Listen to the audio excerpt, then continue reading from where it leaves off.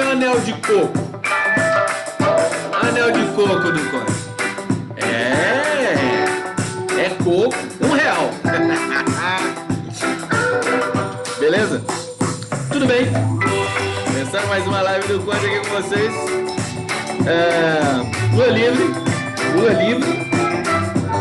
e a fala livre. A fala do Lula tá livre. Começou. Momento importante. Acho que é uma vitória. Acho que o STF fez uma besteira muito grande. Acabou enrolado na própria obtusidade e pendor censor, pendor violento de truculência, e acabou favorecendo o Lula. Você vê que o Lula é pé quente, ele também dá sorte em algumas coisas, né? Porque esse erro fundamental do STF, essa precipitação, esse surto que o STF teve, é que promoveu agora essa volta atrás, e é uma volta atrás que traz justamente a liberação da entrevista com o Lula, porque o STF não podia voltar atrás e continuar censurando a entrevista com o Lula. Então o Lula é vitorioso nesse ponto. O Lula realmente ele tá do lado da história. Às vezes a gente não entende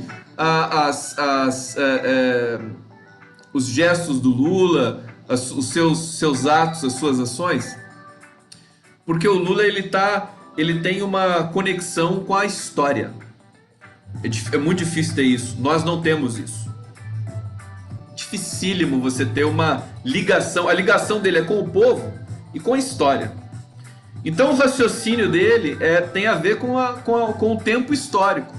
Então, por exemplo, a opção dele não ir para uma embaixada, se esconder, aquela coisa toda, tem gente que acha que até hoje que ele deveria ter ido, né? Fala, não, se fosse para a embaixada russa, ninguém ia para mandar mais. Mas e o custo disso?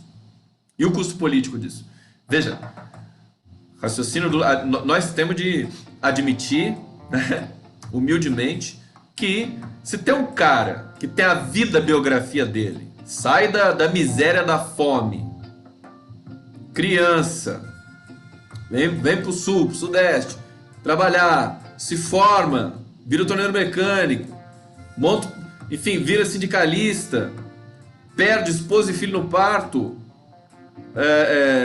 supera as dores, começa a vida de novo, é preso pela ditadura, funda o partido, funda o partido, é preso pela ditadura, aglutina os maiores intelectuais do país em torno desse partido, uma coisa absolutamente sem precedente no mundo. A ala progressista da Igreja Católica, no maior país católico do mundo. Olha quem é o Lula. O Lula não é... Ele não é... Tem gente que tem ainda um pouco de... fica um pouco com medo de comparar Lula com Mandela, mas Lula é maior que Mandela. A dimensão política humana do Lula transcende.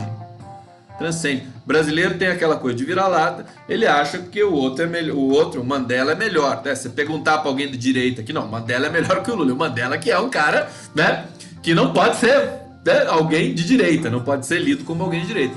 Mas é muito curioso isso. Então acha que o Mandela é maravilhoso, o Gandhi espetacular, Martin Luther King, nossa, que finesse, que maravilha, né? Malcolm X, eu admiro também todos eles. O Lula é maior. Eu tinha escrito, aliás, um texto meu de muito tempo que viralizou e tal, curtinho. Querido Fernando Brito, do Tijolaço, tinha chamado a atenção para esse texto. Acho que foi o primeiro texto meu que o Lula leu. Dizia isso. O Lula é maior que essas personalidades internacionais aí que todo mundo gosta de pagar pau. Que a gente respeita. A gente respeita o Mandela. A gente acha o Mandela um cara sensacional. A gente acha o Gandhi, a gente acha, enfim, o Muhammad Ali, né? Se você quiser amplificar um pouco mais também as dimensões políticas aí, Churchill, quiser se enveredar por esse lado também. Mas o Lula é maior, né? A biografia dele, enfim, ele ficou 8 anos no governo. Fez uma mulher sucessora ex-torturada na ditadura militar. E tinha que ter peito também, tinha que ter muita fibra para comprar a ideia, chancelar a Dilma Rousseff como a sua sucessora. E o Lula enfrentou muita crítica por isso. Interna, externa, muita crítica. Então, é uma coisa assim, sem precedente. Quer dizer, e você sabe que naquele meu texto, queridos, caras pálidos, tá tudo bem, hein? Vocês estão curtindo? Começando a live. Feliz, né? Um pouquinho, né? Faz bem. Deixa eu ver o YouTube aqui. Como é que tá esse YouTube? Saudações. Coraçõezinhos pro Conde, por favor. Páscoa, tô chegando a Páscoa, é verdade. Saudações a todos vocês. Cabaré pega fogo. Hoje foi a primeira Mara de Andrade Pinto. Saudações, Mara de Andrade. Primeira leva beijo, tá? Arlete Sadi. Olá, Conde. Saudações, bom te ver ao vivo. Muito bom. Pedro Lula Cândido. Boa noite, querido Conde. Amanhã é dia de enfatizar a luta dos nossos parentes, os povos indígenas, que meu amigo Benedito Prezia retrata bem em seus livros. Vale conferir a página Iela UFSC. Lula livre. Beijo pro Pedro Lula Cândido também. Vou conferir a página do Benedito Prezia depois, querido. Que a questão indígena também é importantíssimo a gente trabalhar isso nesses momentos. Questão da entrevista do Lula agora pra gente comentar, né?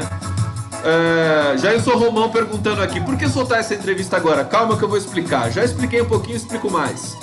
Lula livre, dobrado, Vulcano. Vamos ver aqui, vamos ver. Corações 1000 aqui pro Conde, muito obrigado. E vamos para nossa resenha.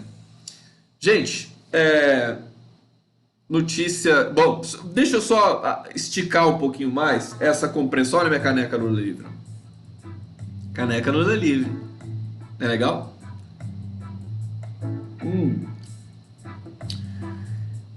Pensar a dimensão do Lula, né?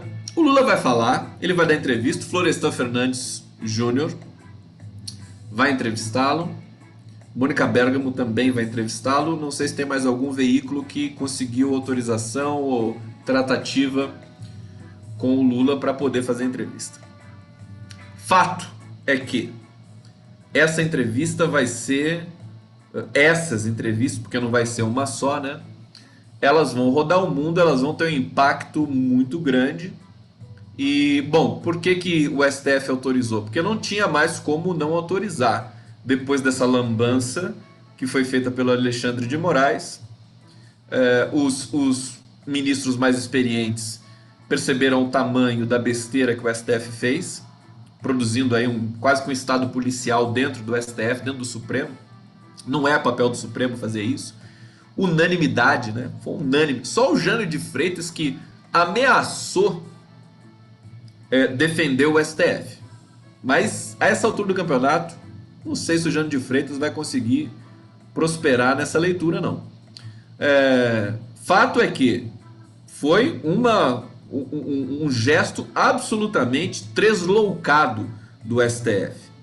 Até nós do campo progressista, que não gostamos do antagonista, que não gostamos dessa revista que eu nunca ouvi falar, que é a Cruzoé, que são revistas, que são plataformas, são sites de extrema direita, são aparelhados, são bancados por empresários, produzem fake news na cara dura, entendeu?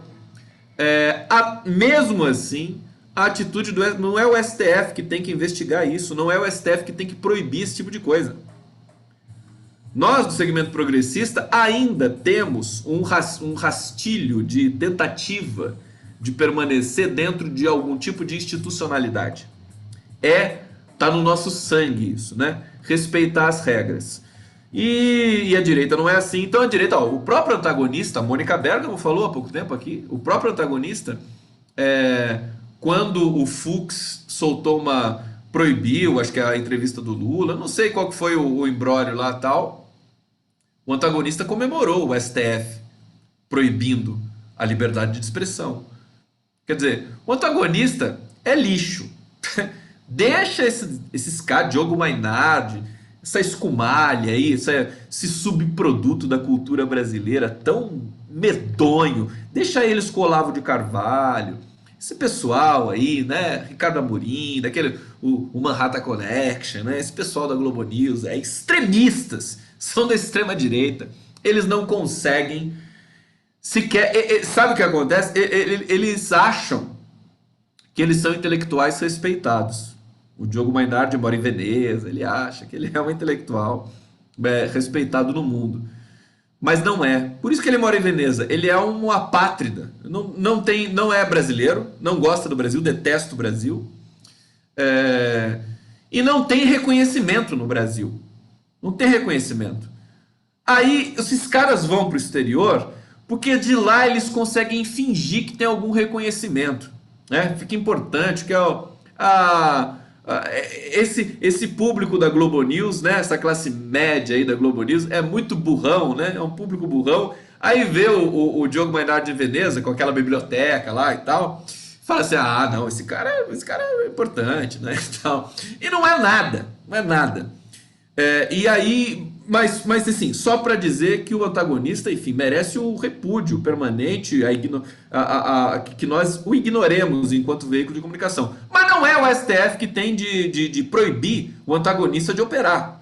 É a primeira instância, entendeu?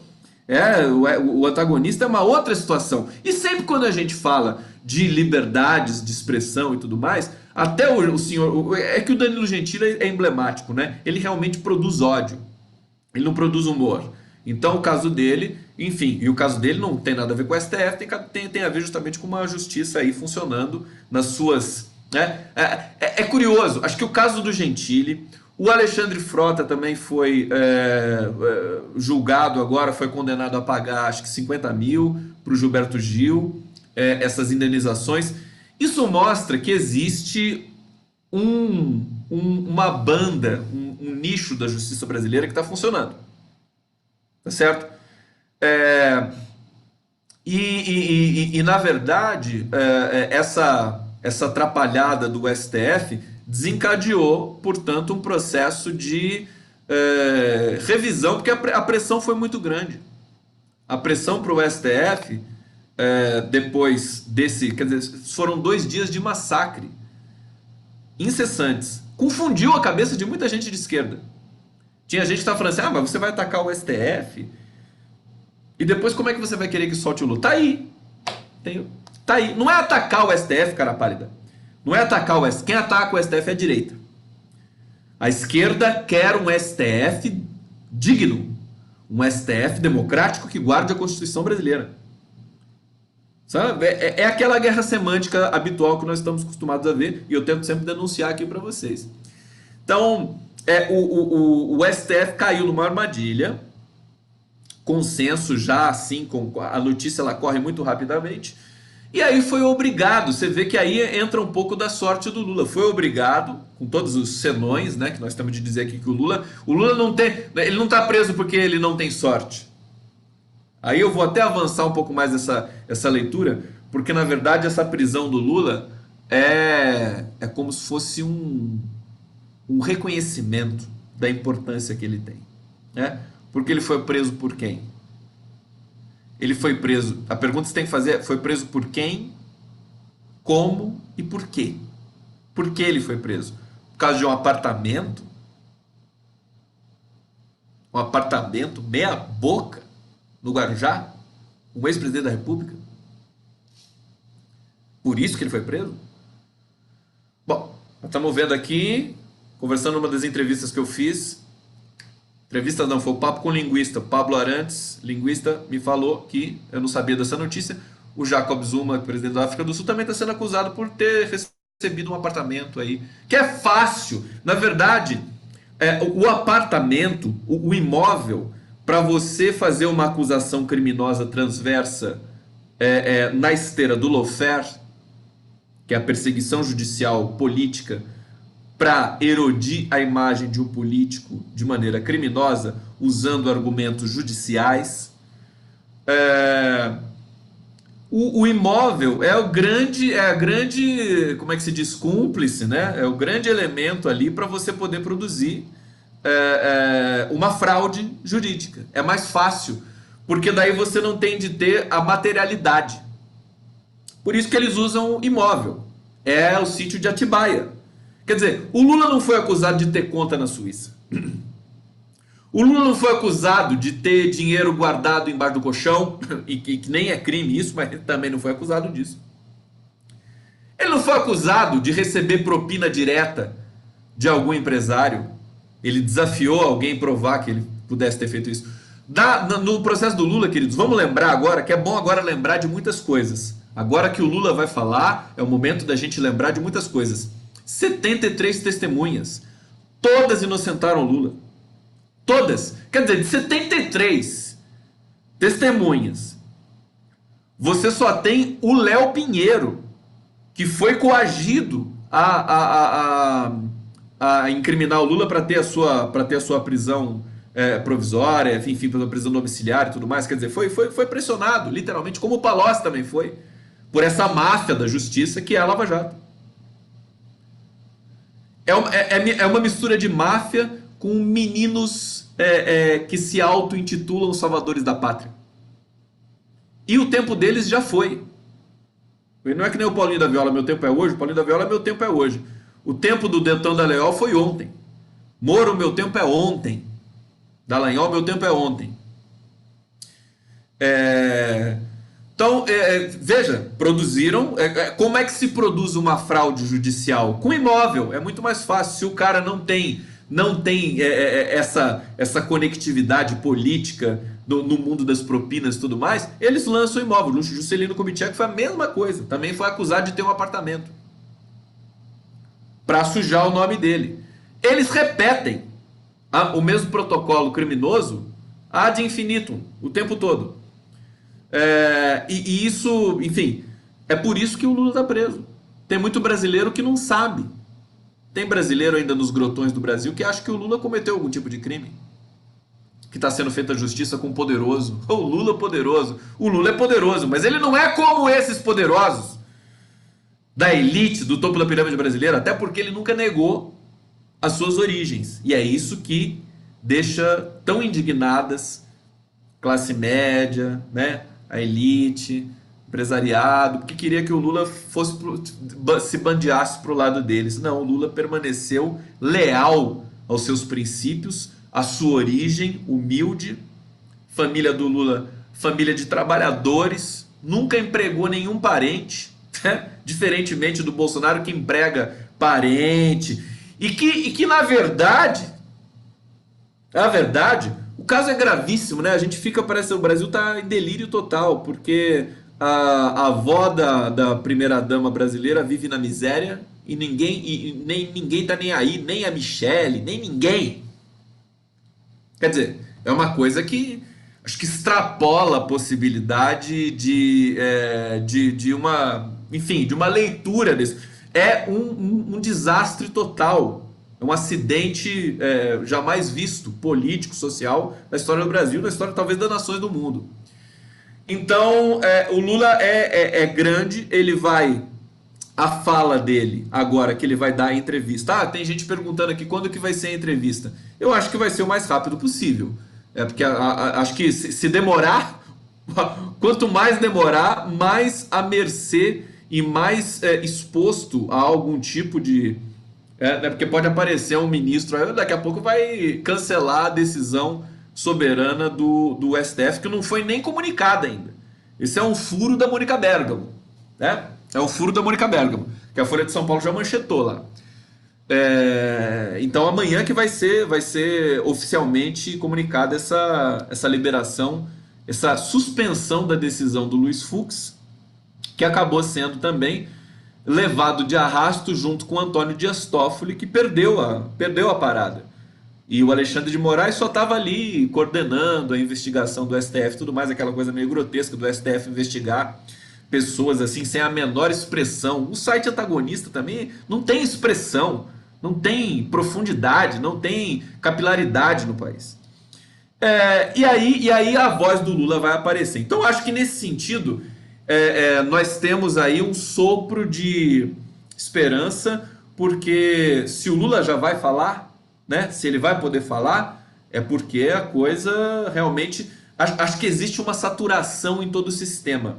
Esse episódio do STF, acho que funcionou como um elemento assim de... a ferida foi aberta, né? De uma maneira muito forte.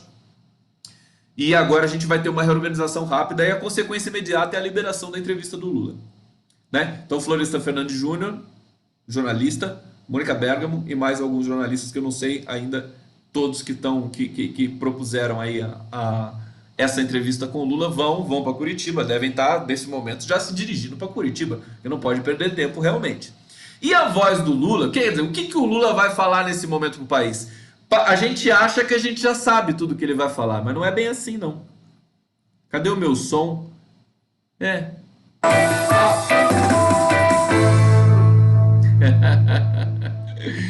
botar o sonzinho aqui para fazer a transição.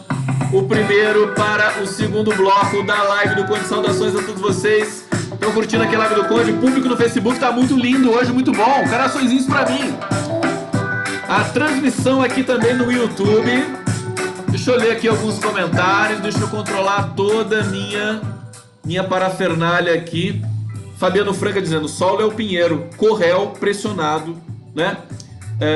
Presidente do Peru não resistiu à pressão, Fabiano Franca está dizendo aqui. A gente vai comentar também um pouquinho do Alan Garcia aqui pra gente, enfim, ponderar sobre essa operação que devastou a América Latina, né? Osmar Costa Lima, o desembargador de sexta turma da STJ, considerou delação sem prova como juridicamente inválida, segundo Ismael Moraes. Bom, você está tendo pressão de todos os lados. O Gebran, que é do TRF4, condenou o Lula, que autorizou a condenação do Lula, que chancelou a decisão do Sérgio Moro. Ele quer a vaga dele para o STF, né?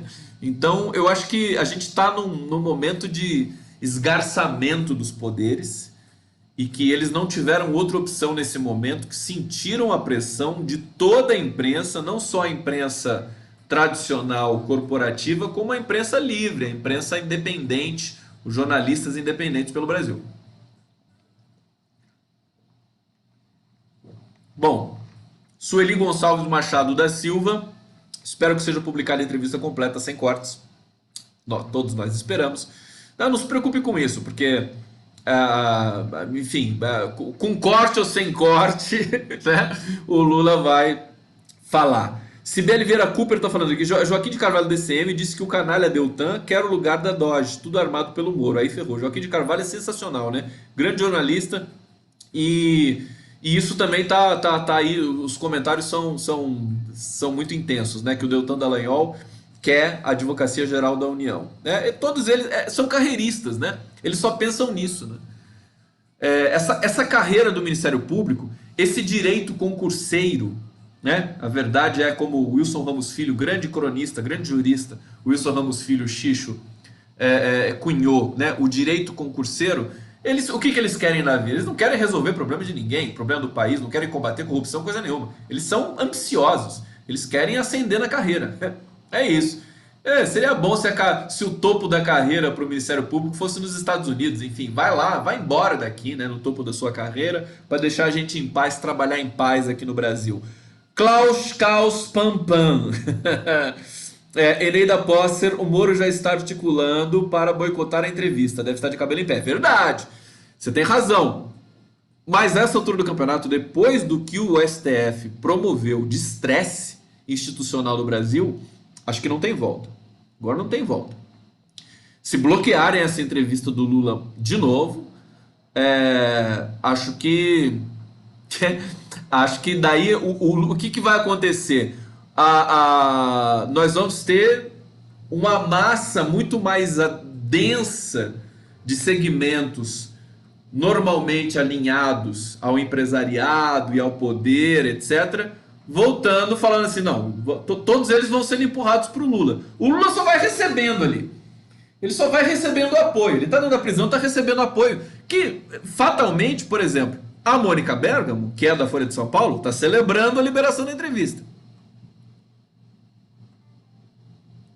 Eu acho que isso é significativo. Né? Quanto mais o Bolsonaro perdura no tempo, diante de todos nós brasileiros, mais ele apodrece e mais o Lula as pessoas vão se reorganizando em torno da emanação política que o Lula promove com a vida dele. Então você vê que lembra que eu falei que estava muito quieto? Não, tá muito quieto isso aqui, né? O noticiário, né? Tava muito modorrento, né? Já acontece um monte de coisas assim em série, né? Tendo aí o Lula como mais uma vez protagonista de um processo que vai estremecer o Brasil. Que a gente acha que sabe que o Lula vai falar, mas não, ele vai falar coisas diferentes e novas. O Lula, queridos, ele é de uma inteligência inalcançável para todos enfim, quem quiser, intelectual, especialista, pode vir quem quiser, né? Recordistas mundiais de QI, pode vir quem quiser. A inteligência do Lula é um fenômeno. Ele vai ele vai dizer coisas cirúrgicas que vão estremecer o Brasil. Vão estremecer. Ele vai aproveitar esse momento, eu sei disso, e nós vamos assistir essas pessoas aí se realocando e apavoradas, né? Apavoradas, porque agora o Lula vai falar, porra, para a Folha de São Paulo, para o El País. O Florestan Fernandes é jornalista pela democracia também no 247. Evidentemente nós vamos ter aí um acesso a essa entrevista, né, no Brasil 247, mas é exclusividade para o El País, se não me engano. De qualquer maneira, é uma oportunidade para o Lula falar e não só fazer aquele discurso protocolar ou uma mensagem curta de manuscrita, não. Agora é uma entrevista, é uma interpelação. Os jornalistas, sobretudo o Florestan, que a gente conhece muito bem, vão levar questões palpitantes para o Lula, importantes. E o Lula, como sempre, vai apontar caminhos, com a generosidade que lhe é peculiar. Porque se fosse... Eu não vou nem comparar com o Aécio Neves, outros presos aí e tudo mais, né? Esse pessoal, não, o Aécio Neves não está preso, mas o Eduardo Azevedo está preso. Mas eu quero dizer assim, pessoas que podem apontar caminhos para o Brasil, ou que se tivesse numa situação frágil como a do Lula, no sentido, enfim, no sentido judicial frágil, né? Tá preso, né? Mas espiritualmente ele está muito forte, pensariam simplesmente em si. É isso que eu quero dizer. O Lula não vai pensar em si um segundo como ele jamais fez. Ele vai pensar no povo brasileiro. Ele vai pensar na política. Então, só o fato de que ele vai falar já promove um vucu-vucu danado no país inteiro. Ele vai usar essa entrevista, podem ter certeza, já estou fazendo um prognóstico do que ele vai falar, né? Não quero entrar em detalhes, mas certamente ele vai dizer coisas que vão ser estratégicas, que vão doer profundamente em muita gente que está se locupletando com o poder nesse momento. O Lula sabe como funciona o Brasil. Ele sabe, ele conhece a psicologia do Congresso. Ele conhece a estrutura que, inclusive, ele contribuiu para montar a estrutura de governança brasileira. Ele sabe como funciona a psicologia não só do povo humilde trabalhador, honesto, mas também da elite escravocrata brasileira. Ele sabe de tudo isso. É um talento nato, transcendental que ele tem. Então, quando ele falar, quando as palavras dele forem para o papel, serem devidamente transcritas, que eu acho que vai ser isso. A entrevista não vai ser... Eu acho que a gente não vai ter áudio, né? Acho que a gente vai ter texto. Não sei também. Se for áudio, aí... Se for áudio, eu não sei se é áudio. Mas se for áudio, aí tá lascado. Aí o Bolsonaro vai embora pra Miami. Vai embora pra Miami. Porque o Lula vai atiçar certos elementos da cultura política brasileira. É uma entrevista que vai ter um impacto muito grande, vai ter um impacto internacional também. Então tá todo mundo de olho nisso, né? Então acho que é o momento da gente celebrar. É uma vitória parcial, digamos assim. O STF se complicou, ele está muito, muito mal das pernas, o STF, está muito mal avaliado, está muito mal. Enfim, as pessoas brasileiras não confiam mais no STF, de maneira geral, independente se é a esquerda ou se é a direita. E ele tentou fazer. Você lembra uma coisa interessante? O pessoal está falando. Se o STF quisesse, porque, veja, vamos lá. Deixa eu tomar um gole aqui do meu. Cadê minha música? Toma agora do meu vinho aqui. É vinho, ó. Dá pra ver? Não dá pra ver? Eu tomo vinho. Um pouquinho. Bom, vamos lá. Pessoal falando do STF, dessa lambança toda do STF, que se o STF quisesse de fato angariar o apoio da população brasileira, soltava o Lula. Tem esse poder. O Antônio Dias Toffoli está postergando. Quero ver o que o Lula vai falar do Toffoli. Ele vai ser... o Florestan, se o Florestan... Porque a Mônica Bergamo, ela é inteligente e tal, mas ela tá mais do lado de lá, né? Mas, se o Florestan fizer as perguntas estratégicas, por exemplo, do Lula falar sobre o Antônio Dias Toffoli, certamente o Lula não vai descer. O Lula não é esse cara. O Lula não é vingativo, né? Entra mais uma vez a inteligência do Lula. Mas ele vai dizer alguma coisa que vai abalar as estruturas do Antônio Dias Toffoli, pode ter certeza disso. Até para o bem do próprio Antônio Dias Toffoli, que tem que sair dessa dopagem que ele entrou, dessa subserviência aos militares, né? Então, podem esperar. Porque o Antônio Dias Toffoli tinha esse poder, ele poderia ter respeitado o prazo da votação da prisão em segunda instância, que poderia ter acelerado aí o processo de solto. O Lula vai ser solto, não vão ter dúvida disso. Daqui a pouco ele vai estar livre entre nós. E isso, enfim, quando acontecer também vai ser um outro processo muito poderoso de reorganização aí do tecido político brasileiro. Mas o fato é que tudo tem seu tempo, as coisas vão acontecendo gradativamente, até com acho que isso tem a ver com a própria consolidação da história. O Lula sabe disso, né? Nós temos essa coisa reativa de querer que tudo se resolva imediatamente, mas de fato as coisas, historicamente é tudo um sopro, mas do ponto de vista do sujeito parece que demora muito, mas não, está aí em cima.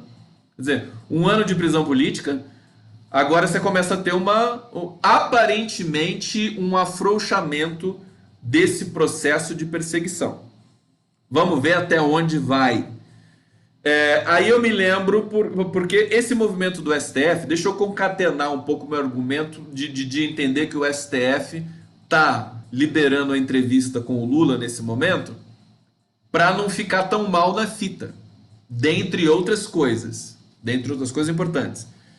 Mas lá atrás, nem tão atrás, essa decisão do STF de interditar o antagonista, a Cruzoé, que nunca ninguém tinha ouvido falar antes, só agora com essa questão Quer dizer, é uma burrice muito grande, porque a censura que eles promoveram fez com que todo mundo soubesse aquilo que eles queriam censurar, que era a história do Toffoli ter alguma ligação espúria quando ele era advogado-geral da União, uma questão aí empresarial e tudo mais, que eu nem fui me aprofundar, porque não era relevante de fato, mas ele popularizou essa denúncia.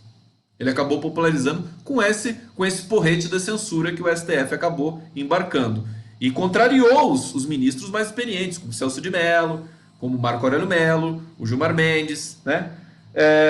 STF dividido e tudo mais.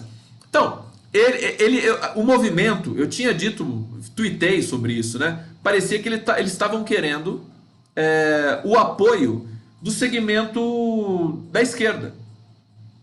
Porque seria muito fácil imaginar que, se você está atacando fake news provenientes da extrema-direita, que quer destruir o STF, essa sim quer destruir o STF, que a esquerda ia te apoiar, né? Parece muito óbvio, né? Mas você vê que a esquerda brasileira ela tá num patamar.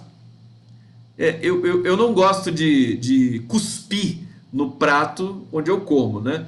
A esquerda brasileira está num patamar interessante de maturidade. Desculpem-me aqueles que não acreditam nisso, mas ela tem conquistado algumas vitórias, quase que a revelia dela própria, porque a esquerda é muito autocrítica, né? Ela sempre está sofrendo, né? Achando que não está certa. Mas ela conquistou, por exemplo, a Previdência, a reforma da Previdência, totalmente comprometida agora. E isso em função do trabalho da esquerda, não é só da incompetência do Bolsonaro. A esquerda soube trabalhar muito bem isso. Hoje um querido amigo meu, Pablo Simpson, me deu uma entrevista muito boa que eu recomendo a todos vocês. Tá no meu canal, Pablo Simpson. Depois também fiz uma entrevista com o Vinícius Carvalho, sensacional também. Duas ótimas entrevistas hoje. Me falaram muitas coisas importantes. Eu vou comentar um pouquinho aqui no final da live. Mas só para dizer, eu não quero me perder, não quero digredir tanto. O STF queria ficar um pouco bem na fita com essa história com a esquerda, mas não deu certo, porque a esquerda não engoliu isso. A esquerda saiu em defesa da liberdade de expressão. No caso do Danilo Gentili, o caso do Danilo Gentili é uma outra coisa, não tem nada a ver. O caso dele é crime mesmo. Agora, o caso do antagonista e desse outro, eles estavam ali produzindo as fake news que eles adoram produzir, que todo mundo produz, né? Todo mundo, imprensa tradicional, né? Sites de extrema direita e tudo mais. É claro que pode afetar todo mundo se um processo desse é desencadeado. O dado concreto é que eles achavam que iam ter o apoio de um certo segmento da população brasileira. Não tiveram. A esquerda reagiu à censura do STF. Você vê como é importante você ter princípios estabelecidos na tua vida e não ser simplesmente uma biruta de aeroporto como o Fernando Henrique Cardoso ou como o próprio antagonista que quando o STF censurou enfim, um processo lá, ele celebrou, queria soltar rojão, né, e tudo mais. Aí quando ele foi vítima, ele ficou lá se posando de vítima. Veja, não deu certo. E aí você teve esse processo que desencadeou. Você vê como é forte. Às vezes a esquerda, mesmo errando, porque nós erramos, cara, todos erramos. Mesmo errando, mesmo tentando, disparando fogo amigo, tiro no pé e tudo mais, acaba agindo meio que iluminada por essa energia política que está aprisionada em Curitiba, mas que está vibrando muito ainda, e que agora vai vibrar mais do que nunca. Então eu acho que a gente está diante de um momento importante, interessante, uma reviravolta. A verdade é uma reviravolta. Por quê? Se o STF, se o Alexandre de Moraes não fosse para cima desse pessoal, do antagonista e tudo mais, de maneira, enfim, ilegal, né? Inconstitucional, o Lula não daria entrevista. Esse é o ponto. Esse processo que desencadeou a liberação da entrevista do Lula.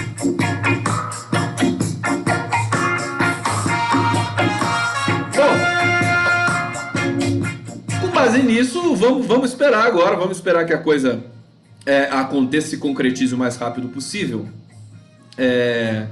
E aí vamos ver o naufrágio contínuo e uniforme do governo Bolsonaro. Eu anotei algumas coisas aqui, vou falar para vocês. Antes disso, eu quero ler alguns comentários de vocês aqui no chat do YouTube. Vamos ver aqui. Eu prefiro entrevista no 247 ou com você, cara pálida. Jairson Romão dizendo aqui. Deixa eu ver. Coraçõezinhos pro Conde. Júnior Alves, o Lula tem que ser solto, eu concordo com você, todos nós achamos isso. Leia, Cezine e Paulo César, deu uma briga interna aqui que eu não posso ler, eu vou lendo as coisas, né? Maria Margarida Genromosa. A esquerda mantém a cabeça fria apesar de nossas cabeças quentes. Eu acho que, inclusive, hoje tem um tema importante pra gente comentar, que é justamente a manifestação da Gleisi Hoffmann, assinada também por Lula. E olha só, estou recebendo uma ligação agora, mas eu não posso atender. Deixa eu recusar porque eu estou no meio da live.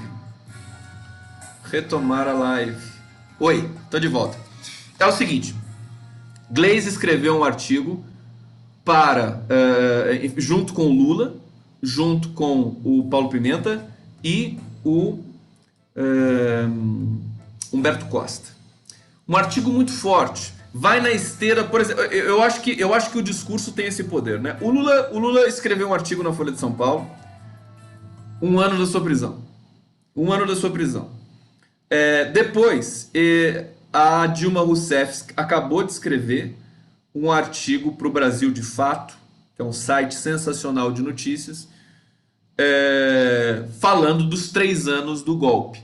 Veja que nós estamos numa injunção histórica com várias datas importantes que foram terríveis para a democracia. 1 ano de prisão do Lula, 3 anos da votação medonha na Câmara dos Deputados, que promove e que provoca o texto, o discurso, a revisão, a memória. Né? E hoje, a Glaze soltou esse texto, que também é assinado pelo Lula, Paulo Pimenta e Humberto Costa, no site do PT, e é um texto muito forte. E ele vai na direção desses outros textos, quer dizer, de revisão. Vê como a palavra é forte, o timing, eu acho que está muito nesse... A gente está no timing de fazer a revisão de tudo isso que aconteceu. Por quê? Porque o governo Bolsonaro naufraga. Vocês acham que a Glaze não sabe que o timing é esse? O PT não tem pesquisa também? Tem, sabe como é que funciona esse tipo de coisa. Não é pistolagem que nem o Bolsonaro faz. Então, o momento é bom para você trazer a memória do que foi o golpe na Dilma Rousseff, do que foi a prisão arbitrária do Lula. Nós estamos aí na iminência também do Festival Lula Livre. Tem uma coisa interessante que eu vi hoje, interessante e lamentável, que eu vi na rede. Ela tá ligando de novo, eu não posso atender você agora, meu querido. Que é a divulgação do Festival Lula Livre pelo perfil do Lula no Facebook. Ela foi retirada do Facebook de maneira assim arbitrária. Aí eles postaram de novo. Então não sei o que está acontecendo, não sei se o Facebook, se tem alguém ali que está fazendo uso, né, incorreto das ferramentas de controle do Facebook, que eles têm isso, né? Evidentemente tem muita gente monitorando para você não colocar, para você não fazer discurso fascista, para você não incitar violência, né? Eles aboliram, tem que reconhecer que o Facebook operou positivamente, extinguiu vários perfis bolsonaristas que propagavam ódio lá e tal, mas agora tem esse aí do Lula. Tem de ver se tem uma mão pesada aí do Bolsonaro em cima do Facebook Brasil. Se acontecer alguma coisa nesse sentido, precisa ser investigado. Acho que o PT vai investigar isso aí. Mas ele não ficou parado esperando acontecer alguma coisa. Ele foi lá e postou de novo. Então, o Festival Lula Livre, que vai ocorrer agora no mês de maio em São Paulo. Eu acho que o momento é positivo nesse sentido. Né? Os textos estão saindo, os textos oficiais do Lula, da Dilma, da Glaze, do Paulo Pimenta, das lideranças do PT. Por quê? Porque o governo Bolsonaro, ele naufraga, ele não consegue operar, ele não consegue ter nenhum tipo de conectividade com o Congresso. Ele tem a conectividade miliciana digital com o Carlos Bolsonaro e aquela operação de guerrilha, os bots e também as fake news, né, que eles propagam via WhatsApp e onde mais puder propagar. Mas a realidade é muito hostil, né, ao Bolsonaro. Ele tem esse problema de tanto negar a realidade se torna um terreno hostil para esse segmento político brasileiro. E é isso que está acontecendo agora. E por isso que a resenha, a explicação, a memória, a ativação do que foi o golpe, do que foi a violência contra a Dilma, do que foi a prisão arbitrária do Lula, do que é a mentira da reforma trabalhista, a Glaze coloca isso hoje com muita contundência. Quer dizer, falaram que ia recuperar emprego e o Brasil está na sua pior crise de emprego da história. A pior crise. Você vê, uma crise como a de 2008, a crise do Lehman Brothers, que virou uma marolinha no Brasil, né? Se ela acontecesse hoje, ela devastava o Brasil assim, como se fosse um tsunami irresistível. Mas, veja, o Lula segurou a crise internacional. Dilma também resistiu muito, porque em 2015 a gente estava tendo também uma questão, uma oscilação muito grande no preço das commodities e tinha um problema também da política monetária americana, que estava interferindo muito nas políticas dos emergentes, dos BRICS. E o Brasil sofreu com isso. E aí tinha de ter inteligência, engenharia para poder construir algum tipo de resposta. Foi difícil. E tinha uma crise política ainda. Quer dizer, sem nenhuma crise, esse pessoal do PSDB, Temer, e depois Bolsonaro, que é uma sequência lógica deles, eles conseguem deixar o Brasil como se tivesse sido devastado por uma crise econômica que jamais tivesse passado pelo Brasil. Que a gente tem não é só o desemprego de 13 milhões, que é um dado que já é velho. E nós estamos vendo, né, supermercados vazios, estamos vendo carrinhos de supermercado vazios, estamos vendo muita reclamação para tudo que é lado, consumo reprimido, e piorando cada vez mais. Caminhoneiros, né? Eu disse hoje na Super Live, né? Os caminhoneiros não são um segmento muito identificável da nossa economia. Eles são o termômetro da economia, porque o Brasil não tem, como não tem outro tipo de transporte, que todo transporte, alimento, medicamento, enfim, tudo, construção, enfim, produtos, tudo é feito através de caminhão, é o grande termômetro da economia. Então assim, você quer deixar a situação para os caminhoneiros, você quer resolver a vida dos caminhoneiros, arruma a economia. Você não vai, não é dando linha de crédito para o caminhoneiro que você vai resolver um problema tão estrutural assim na economia brasileira. Então, eles conseguiram, e aí a paciência da Glaze nesse sentido do PT acabou. A educação está em coma, que a Mária Vale está falando, né? Deixa eu vir aqui um pouquinho no YouTube, que o YouTube tá bombando aqui, ó. Deixa eu ver, gente, cuidado, cuidado no chat, não precisa chamar a pessoa de idiota, não precisa, deixa que eu chamo o Bolsonaro de idiota aqui. Precisa fazer ofensa, não tem bolsominion aqui? Acho que não tem. Os bolsominions estão tudo escondido. Sebastião Pinheiro, as águas do velho Chico e abençoadas por Lula irrigam as mais doces frutas do Nordeste. Que bonito. Virgínia Rodrigues, nosso Lula disse, será uma marolinha. Jorge Teutônio, assistindo com a esposa que é fã e assiste sempre ao vivo. Sempre.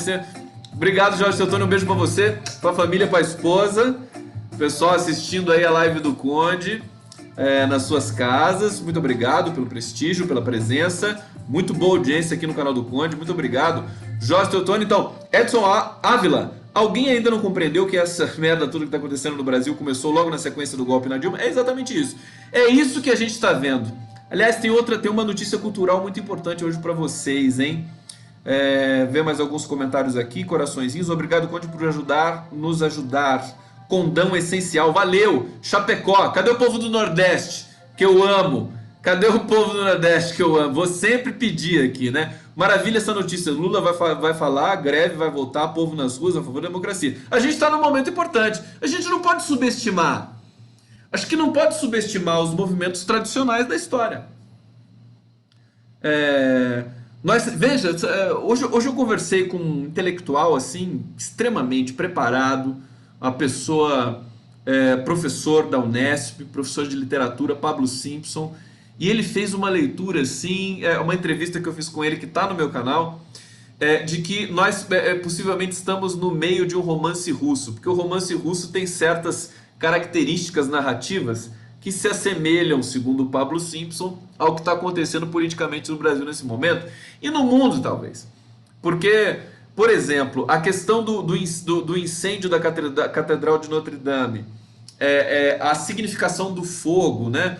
Tudo isso é semiótico, tudo isso vai construindo, subsidiando uma resposta ao que está acontecendo no mundo todo. Porque o incêndio de Notre Dame, ele trouxe, por exemplo, uma reflexão muito... Rondônia está aqui, Salvador presente, beijo para todos vocês, feliz Páscoa, Lula livre. Uma notícia boa de Páscoa, né? A entrevista do Lula. Vamos prestar atenção nisso, porque o Sérgio Moro, você sabe como é que é a psicologia do Sérgio Moro, né? É uma coisa assim deprimente. Bom, acho que não vai ter volta dessa vez, a entrevista do Lula. E aí, todos esses movimentos, o incêndio do Museu Nacional, que dói profundamente na nossa pele, né? na nossa estrutura subjetiva, na nossa história, é, vai criando condições para uma resposta realmente consolidada, substanciada contra essa onda fascista que tomou conta do mundo. Não vamos esquecer, nós estamos há um ano de eleições nos Estados Unidos. O Donald Trump ele pode perder essas eleições. Ele pode não ser reconduzido, como em geral nos Estados Unidos existe ali quase que um acordo de cavalheiros entre o Partido Republicano e o Democrata. Você fica 8 anos, eu fico 8 anos. Você fica 8 anos, eu fico 8 anos. Mas não é muito bem assim que a política americana está se desenvolvendo nesse momento. E veja, sem o Trump, simbolicamente, porque não é nem do ponto de vista da parceria, porque o Trump quer que o Bolsonaro se esfregue na lama. Sem o Trump fica difícil pro Bolsonaro, né? Começa a ficar complicado. Se é que ele vai durar até lá. Se é que ele vai durar até lá. Nós temos eleições municipais no Brasil também que o bicho vai pegar, o couro vai comer nessas eleições municipais. A gente percebe que os militares estão enfraquecidos, tudo fim de carreira. O Augusto Heleno não está lendo mais Lé com Cré. A informação de que ele vai, com a chancela do Moro e a autorização do Moro, colocar a Força de Segurança Nacional para reprimir a manifestação indígena no Congresso, é uma confissão de medo, uma confissão de fraqueza. Também as negociações erráticas com os caminhoneiros, que você nem tem ainda liderança estabelecida. Tem um cara chamado Chorão do Guincho, que eu adorei o codinome dele, Chorão do Guincho, que já anunciou greve dos caminhoneiros para sábado. Então tá iminente. Acho que o Brasil... eu fiz uma entrevista com a Cristiane Alves, que é uma influenciadora digital querida, professora, uma pessoa muito, muito bacana, colaboradora do GGN, do portal GGN, jornal GGN. Eu tinha colocado o título lá, Brasil, que vai reprisar hoje, inclusive na TV 247, às 10 da noite, nas 22 horas. Brasil, barril de pólvora racial, porque o assassinato, fuzilamento do Evaldo Rosa, músico fuzilado pelo Exército no Rio de Janeiro. Quer dizer, o Lula, agora deixa eu digredir, né? O Lula vai falar de tudo isso. O Lula vai falar da Marielle, o Lula vai falar da sua perda pessoal, né? Ele vai trazer a dimensão humana, a dimensão política, que embora todos nós estejamos falando, né, pelo Brasil todo, pelas redes, pelas lives, pelos veículos, pelos sites, o Lula não está falando. E aí eu vou lembrar o que o Pablo Simpson me falou hoje na entrevista. Ele teve muito cuidado, porque a gente, antes de começar a entrevista, falou: e aí, como é que você analisa o Brasil? Então, falou: antes de analisar o Brasil, eu quero dizer que todo mundo que falar alguma coisa no Brasil hoje, política, tem de começar lembrando que a pessoa mais importante, mais presente, mais legitimada pelo povo, pela história, que sempre falou pelo povo, pela história no Brasil, está impedida de falar nesse momento, que é o Lula. E nós, ao falarmos por ele, temos de pedir vênia, temos de pedir licença. Porque o nosso direito de falar está garantido, e o do Lula não. Curioso que ele tenha falado isso hoje. O Pablo Simpson é pé quente, né? O Vinícius Carvalho também é pé quente. Mas o Pablo Simpson, ele colocou isso com todas as letras. Assista uma entrevista que eu fiz com o Pablo Simpson. Ele disse: é preciso sempre deixar claro que o mais importante dos brasileiros, o mais relevante, a maior referência política que nós temos, está impedida de falar. Que é meramente dar uma entrevista, não é para soltar o Lula, embora isso também seja uma agenda, mas é dar entrevista, como todo e qualquer, como está na Constituição, que é direito, seguindo certos protocolos. Não existe um impeditivo de alguém que está cumprindo pena de dar uma entrevista. Já vistas as entrevistas que a gente viu, que o Fantástico fez, que a Globo fez, que a Record fez aí com várias pessoas que estavam presas, criminosos, traficantes e tudo mais. Então, eu acho que, de uma certa maneira, as coisas vão se reorganizando nesse momento no Brasil. Acho que é um momento importante. Evidentemente, não é para a gente sair celebrando, estourando rojão por aí. É para a gente simplesmente contrair a observação, continuar observando e se preparar para uma movimentação que pode vir muito forte. Porque se o movimento dos caminhoneiros de repente desorganizar tudo no Brasil, a gente tiver esse incitamento, essa violência do Estado, esse terrorismo de Estado do Bolsonaro, pode provocar uma reação como a de junho de 2013. Né? E todos estão ali apostos para fazer isso. Né? MTST, MST, enfim, a CUT, todas as sindicais brasileiras que estão apavoradas no sentido, estão indignadas com esse texto da reforma da Previdência, com o texto que foi aprovado da reforma trabalhista e com esse projeto do Sérgio Moro anticrime, que é uma grande piada, na verdade, né? Uma grande colcha de retalhos absolutamente plagiária e que penaliza os negros, os pobres e as pessoas da periferia. Veja, até o Zé Padilha, diretor de cinema, que detesta a esquerda, detesta o PT, desde sempre, desde pequenininho, ele falou assim, não, eu me enganei com o Sérgio Moro, que ele está a serviço do Bolsonaro. E o programa anticrime dele, o projeto anticrime dele, é um projeto pró-milícias. Então veja, acho que as coisas começam a se reorganizar, é bom a gente observar, vamos ficar na expectativa, porque aí nós vamos ter notícia de verdade, né? Uma entrevista do Lula é outro papo, né? Aí você tem conteúdo para a imprensa, não é verdade?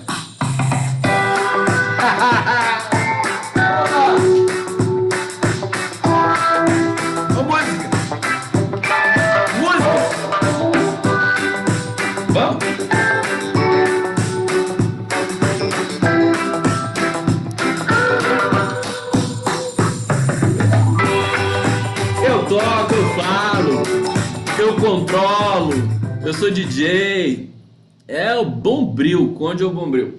Olha só, gente, eu ia tocar essa música ontem, mas aí apareceram outras coisas. Eu tô com ela aqui comigo já faz tempo para tocar para vocês. É a música do João Bosco e do Aldir Blanc, chama Nação.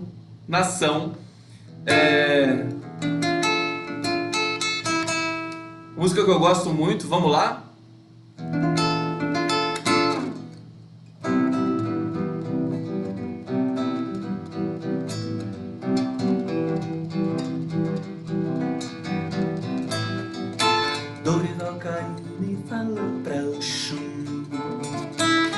Se nós estou em boa companhia, o céu abraça a terra, deságua o rio na Bahia.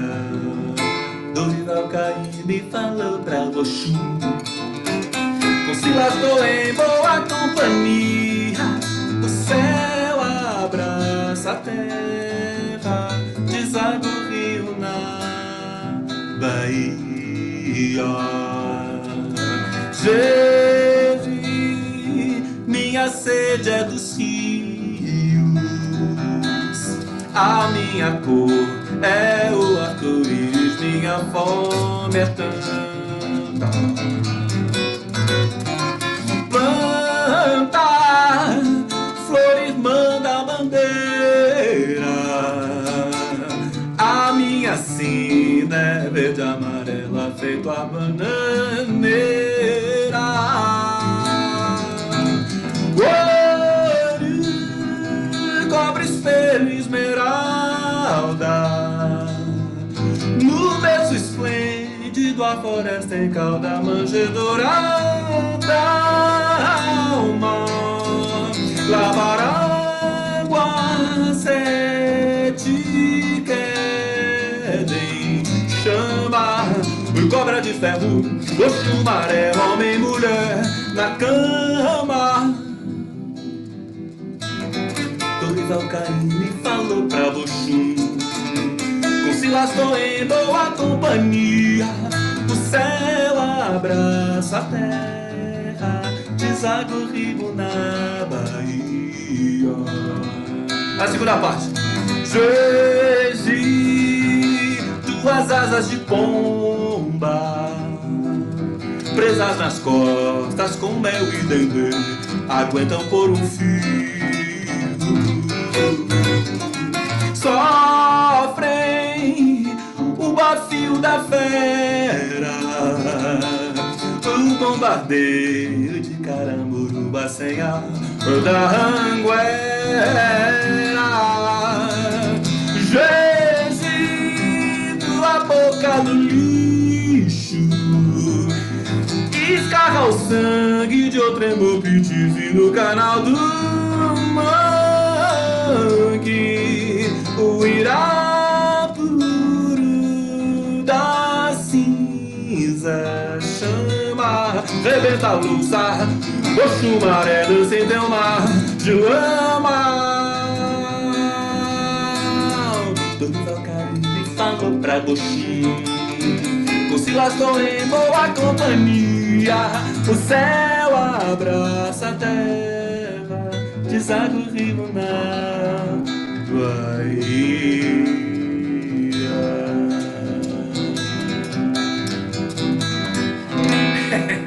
Esse foi o João Bosco Nação Aldir Blanc. Um grande beijo pra vocês. Muito obrigado por acompanhar a live do Conde até aqui. Saudações. Lula livre, fala livre, entrevista livre. Vamos acompanhar os próximos movimentos desse lugar chamado Brasil. Um beijo muito grande pra vocês. Valeu e até a próxima live do Conde. Valeu. Obrigado.